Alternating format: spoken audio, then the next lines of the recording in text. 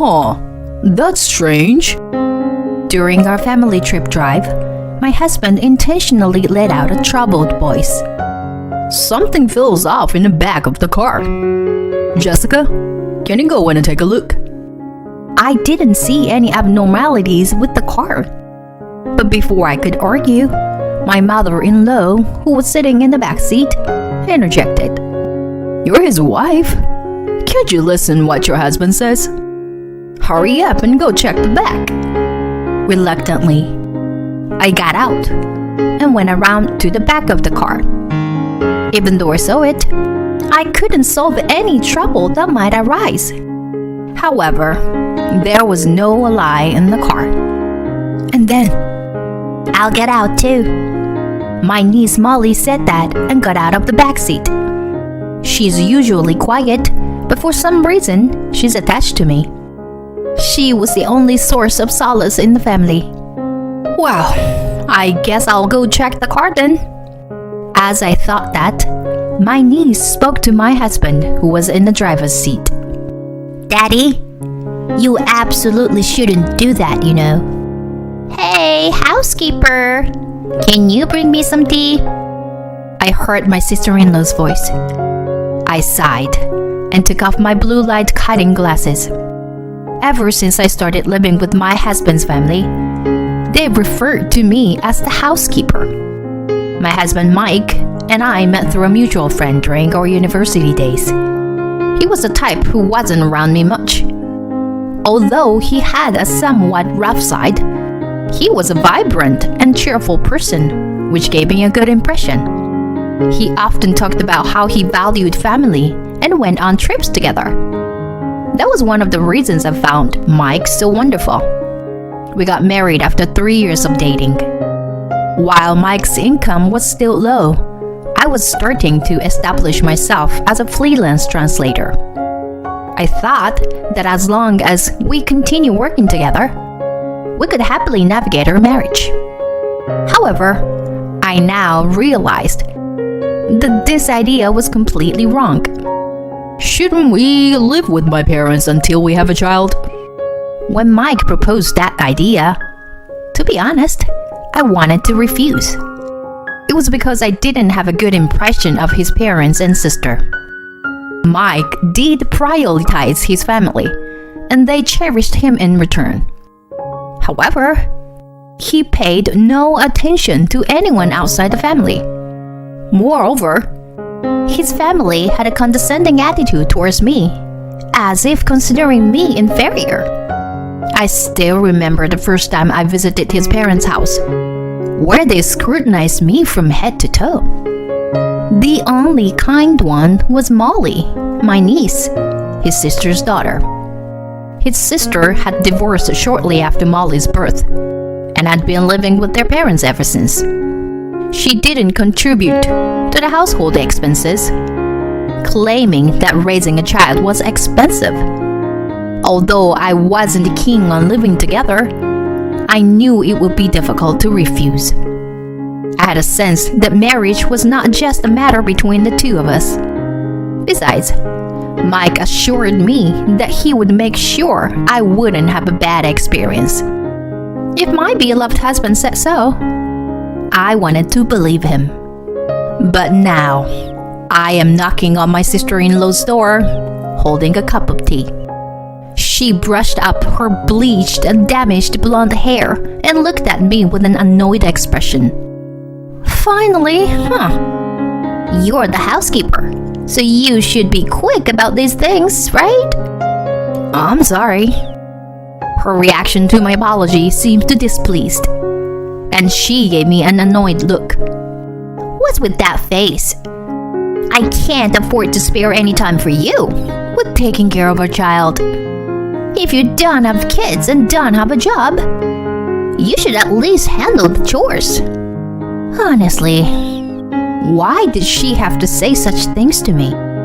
I have a proper job from home, and I also wanted children. I felt disheartened as I returned to the kitchen, where Molly was reaching into the fridge. Molly, are you thirsty? Alright, I'll get you some juice. Just a second. Molly nodded with a bright smile and hugged me, expressing her joy.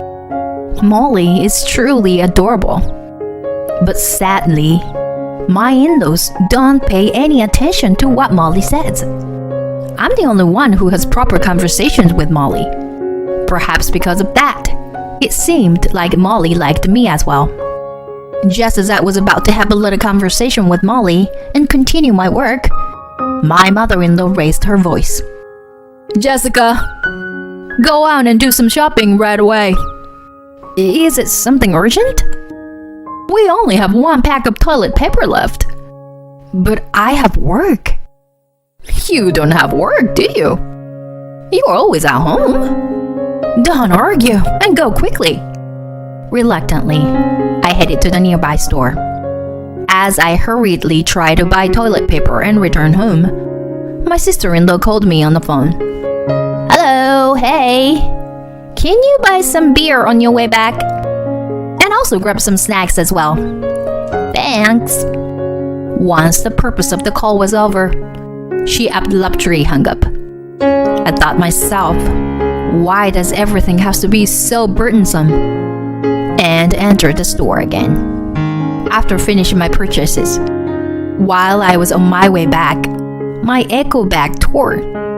A wave of exhaustion hit me. That night, I told Mike about everything that had happened today. Mike rubbed his chin while drinking the beer I bought. I get it. I'll figure something out. You're just saying that, you know. You always say that. Well, what can I do? I'm tired from work, you know. After saying that, Mike started playing a game, as if to signify that the conversation was over. It was on one of those days, amidst such daily life, that something happened. While I was taking in the laundry, as instructed by my mother-in-law, I saw Molly playing alone. So I called out to her. What are you doing, Molly? I'm playing with Legos. I'll give this to you, Auntie Jessica. Well, thank you. And then Molly looked off into the distance for a moment. Then she tugged at my sleeve as I was about to go upstairs. You can't go now. Huh? Why? Molly? Is something wrong? It's not good right now. Let's play Lego together. Following her words, I played with Molly for a while, and then we heard a voice from upstairs. Hey! There's a bug. Come here. Can't you do something about it? No way! Just let the housekeeper handle it. Jessica is still out shopping. I can't wait until she comes back. I was surprised to hear my mother-in-law and sister-in-law reluctantly coming out of the room. Molly seemed to be enjoying herself without paying any attention to what was said earlier. After that, more strange things happened. When I followed Molly's instructions, it seemed that I was able to avoid unpleasant situations, or good things happened unexpectedly. At first, I thought it was just a coincidence, but it kept happening repeatedly. So I began to think that Molly might have some kind of mysterious power. One night, while I was working in my room, I suddenly heard a knock on the door. Wondering what it could be, I opened the door and found my in-laws standing there with smiles on their faces. Jessica, we're thinking of going on a trip soon. Oh, really? Are you two going together? Oh, what are you saying? It's a family trip. You're coming too. My mother-in-law said that and casually patted my shoulder. It seemed that they were planning a family trip with everyone, including me, which caught me off guard because I thought they would ask me to stay behind. Jessica, if you stay at home all the time, you'll suffocate, won't you? Let's stretch our wings and have some fun together, shall we? There was something off about my usually unnoticeable father-in-law's smile, but I couldn't imagine that they were planning a trip just to harass me. and the day of the trip arrived. When I opened the door of the minivan, which my sister-in-law said was hers, I was surprised. Where is the child seat for Molly? Oh, we don't have that kind of thing. It's a waste of money, really. My sister-in-law said that and quickly got into the back seat. Molly looked a bit uneasy as she was about to get in. I couldn't bear it anymore, so I took her hand and made an eye contact. Molly, buckle up securely, okay? If anything happens, call me right away, alright? Okay. Thank you, Auntie Jessica. And we set off on our family trip. Mike was driving. I sat in the passenger seat, and the others sat in the back. Molly was sandwiched between my sister-in-law and father-in-law, looking out the window. It was a 3-hour drive from here. Mike was worried about the directions, so I ended up navigating with my phone while looking at the map. Everything was going well for a while, but as soon as we entered the mountains, my phone battery died. Of all days, I had forgotten to bring the portable charger. I told Mike about it. Oh, well, can't be helped, I guess. After driving for a while on the mountain road, Mike suddenly stopped the car. Oh, I hear a strange noise. Huh? Really? Yes, I've been noticing it for a while now. I looked through the rearview mirror and saw everyone, except Molly, nodding. Mike looked at me. Jessica, can you go and take a look? Huh? But I don't know anything about cars. Upon hearing that, Mike became irritated and slammed the steering wheel. Just go and check, quickly. What if an accident happens? Are you ready to take responsibility? Mike reproached me with an arrogant tone. Unable to retort, I placed my hand on the door, about to get out. In that moment, Molly suddenly started speaking. It's dangerous to go farther in the car. We shouldn't go by car. What? What are you saying? Suddenly. You're such a weird child. If you hate the car so much, then get out too. With a raised eyebrow, my sister-in-law forcibly pushed Molly out of the car. I quickly grabbed Molly's hand and moved to the back of the car. The rustling sound of the trees, swaying in the wind, created an eerie atmosphere. I thought we should quickly look and get back inside the car. As I observed the car, there didn't seem to be anything unusual. Molly, with a worried expression, held my hand tightly while looking around the area near the exhaust pipe. Then we heard the sound of the engine starting. Huh? What? The car started moving, leaving us behind. In disbelief, I stayed on my knees in that spot. We had been left behind in such a place. My phone battery was dead too. I looked into my bag, but there was nothing that seemed useful. Fortunately, I had my wallet with me, but it was of no use in this situation. What should I do? At that moment, everything went pitch black in front of me. Auntie Jessica? Molly's voice snapped me back to reality. That's right. I have to bring Molly back safely. No matter what happens to me, I have to protect this child. I handed Molly a piece of chocolate from my bag and put on the best smile I could. Shall we go home? Molly nodded strongly. We held hands and descended down the mountain path.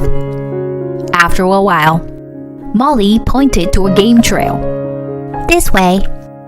But what lay ahead was a dense forest. Entering it and getting lost would be extremely dangerous. However, continuing down the mountain path would take a long time. Fortunately, the sun was still high in the sky. I also worried about Molly's stamina. Perhaps that game trail could be a shortcut. Besides, Molly had protected me many times before. I decided to trust Molly's intuition and chose the game trail. We walked, singing to mask our fear. It seemed like a forest inhabited by creatures, as we caught a glimpse of squirrels and raccoons running by. Gradually, our mood became more enjoyable. And then, at the edge of the forest, we found a bus stop. Molly and I exchanged glances and boarded the bus that arrived just in time. Afterwards, we somehow made it back home. Molly seemed exhausted and fell asleep after drinking some juice. I couldn't stay in this place any longer and started packing my things to leave. Once I finished packing, I checked my phone and saw a flood of notifications. There were numerous attached images and messages from Mike. Upon viewing the images, I saw smoke billowing out from the back of the car. It was clear that the car had broken down. Summarizing Mike's voicemail, it said, Mike apparently didn't have his driver's license with him. So even if the car broke down, he couldn't call for help. What's more, both my parents-in-law and sister-in-law didn't have licenses either. Not only were they unable to fix the car, but they also couldn't drive. However, when the police arrived, Mike panicked and fled the scene. Naturally, he was caught immediately and had to pay a fine. The police gave them a ride to the nearest station, but they had no means of transportation afterward. Going to the destination or returning home became difficult. In other words, the only person they could rely on in this situation was me. What an irresponsible man he is. I could feel my anger welling up inside. And finally, I understood the meaning behind what Molly had said. It's dangerous to go by car. While I was lost in thought, another call came in from Mike. Oh, finally got through. Jessica, please help me. If you're back home, please come and pick me up with my license. Well, I don't care. Besides, I just got back and can't move. Molly is also tired and asleep. Please don't say that. I'm begging you. Come right away. This is ridiculous. Don't call me anymore. Bye. Without waiting for my husband's response, I hung up the phone and turned off my smartphone. Oh, Auntie Jessica, what's wrong? Oh, Molly, I'm sorry for waking you up. Shall we go out together? And so, I took Molly and headed to my parents' house. After discussing with my parents, we decided to hire a lawyer and proceed with the divorce. A few days later, when Mike and the others managed to come back on their own, I informed them about the divorce, and they agreed.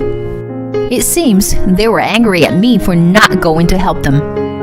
At first, Mike resisted paying alimony, but when I presented evidence of his purchases using my credit card, he quickly changed his tune. It turned out Mike had been buying entertainment items like manga and figurines, thinking I wouldn't notice. The total sum amounted to around $30,000. Jessica, you regret this. Oh, really? Just a few days after uttering such words of defiance, Mike and my in-laws came crying to me. And that was only natural. After all, I had been contributing my own earnings to the household expenses at their place. There was no way Mike's income alone could cover their living expenses. I entered my in-laws' house after a long time, ready to have a discussion. Everyone was huddled together, avoiding eye contact with me. The only one who greeted me with a smile was Molly, who had been back at my in-laws' house. "It seems you don't have any money." I'm sorry. I apologize for everything that happened. "What are you talking about? First of all, you have an obligation to pay me alimony. Do you intend to ignore that as well? Well, If you can't pay, then there's no choice. I'll have to take things from the house and sell them." that's a bit... So, what can you do? Do you have any other suggestions? When I said that, everyone fell silent. I looked at Molly, and she nodded. "In that case, please let me adopt Molly. If you agree to that, I will drop the alimony claim." What? Huh? My in-laws all had surprised expressions on their faces. Molly smiled and said, "Yes, I'll become Auntie Jessica's child." About half a year ago, Molly had said, "It would be nice if Auntie Jessica were my mommy." I had always wanted children, and I cherished Molly dearly. That's why I had talked to Molly about the possibility of her becoming my child. Molly immediately agreed to my proposal. And as the truth behind that incident, it turned out to be incredibly absurd and meaningless. It seemed that they had planned to leave me behind in the mountains after pretending to go on a family trip, all in an attempt to make me a more submissive wife. 5 years has passed since then. "Molly, dinner's ready." "Okay, coming." It smells delicious. I'll get the plates ready." "Mommy, this is so good." "Really?" "It's a recipe one of my clients taught me recently." I was free from the stress and chores of my former in-laws and was making progress in my work. Molly's mysterious power still exists to this day. Sometimes she gives me advice regarding my work. And every time I follow her suggestions, things go well. But even if Molly's power were to disappear in the future, she would still be my beloved daughter. I reached out and gently stroked Molly's head. "Hey, Molly, how about going on a trip with Mommy soon?" "Huh? A trip?" "Yeah, maybe next month or so. What do you think?" "Yeah, sure. As long as it's not by car." "You're right. Maybe by plane." Molly and I exchanged smiles.